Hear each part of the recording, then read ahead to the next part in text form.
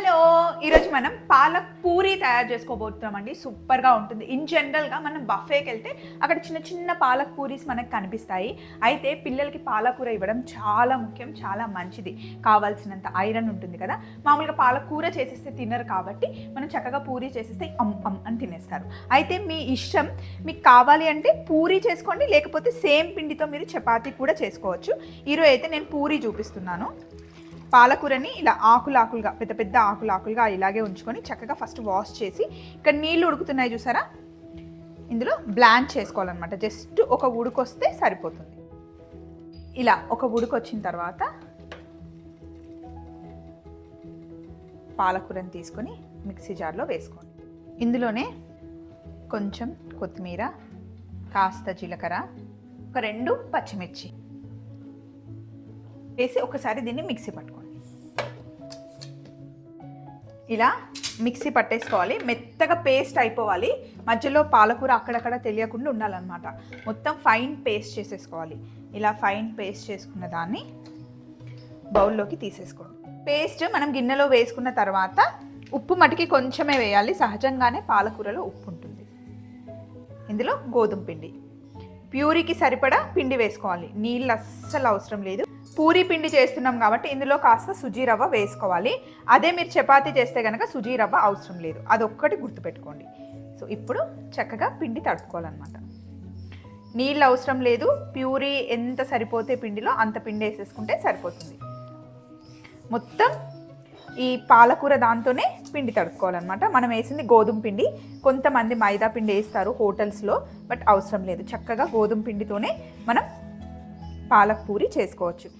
ఇప్పుడు మనం చేస్తున్న పాలక్ పూరికి రైతా కాంబినేషన్ సూపర్గా ఉంటుంది, లేదా మామిడికాయ పచ్చడి కాంబినేషన్ కూడా చాలా బాగుంటుంది. ఎందుకంటే ఇందులో పాలకూర వేసాం, మనం పచ్చిమిర్చి, జీలకర్ర, కొత్తిమీర వేసాం కదా, ఆ టేస్ట్, ఆ ఫ్లేవర్ సరిపోతుంది. ఇలా పిండి కాస్త తడుపుకున్న తర్వాత కొంచెం మనం ఆయిల్ వేసుకుంటాం. ఇప్పుడు పిండిని బాగా మెత్తగా నీడ్ చేద్దాం రండి. పొయ్యి మీద ఆల్రెడీ ఆయిల్ పెట్టాను నేను. ఇప్పుడు పిండిని మంచిగా సాఫ్ట్గా తడుపుకోండి.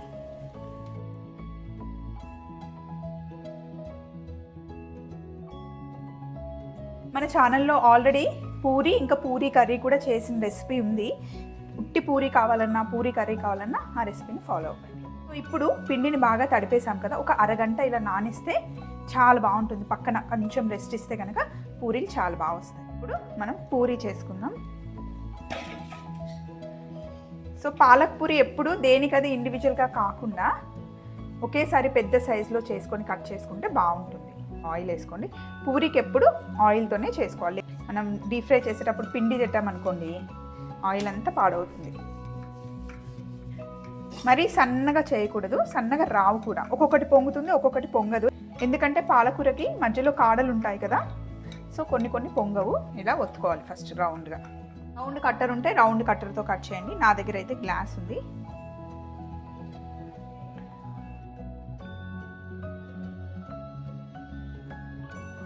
నూనె చక్కగా వేడెక్కింది.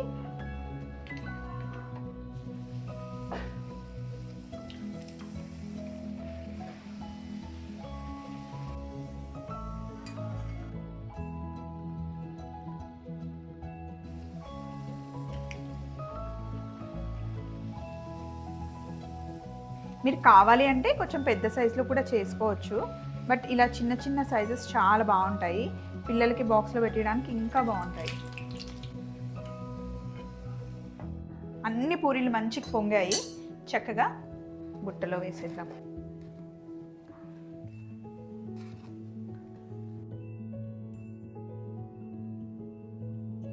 పాలక్ పూరీలు జస్ట్ ఇలా తినేసినా కూడా చాలా టేస్టీగా ఉంటాయి. అందులో మనం పచ్చిమిర్చి, జీలకర్ర అవన్నీ వేసాం కదా, బాగుంటుంది. లేదు అంటే కొంచెం పెరుగు, రైతా, పల్లీ చట్నీతో కూడా చాలా బాగుంటుంది. ట్రై చేయండి. పిల్లలకైతే లంచ్ బాక్స్లో, స్నాక్ బాక్స్లో ఇలా 4-5 వేసి ఇచ్చేయండి, హ్యాపీగా తినేస్తారు. రెసిపీ నచ్చిందా? అయితే ట్రై చేయండి. మళ్ళీ ఇంకొక వీడియోలో కలుసుకుందాం. Take care, by, love you all.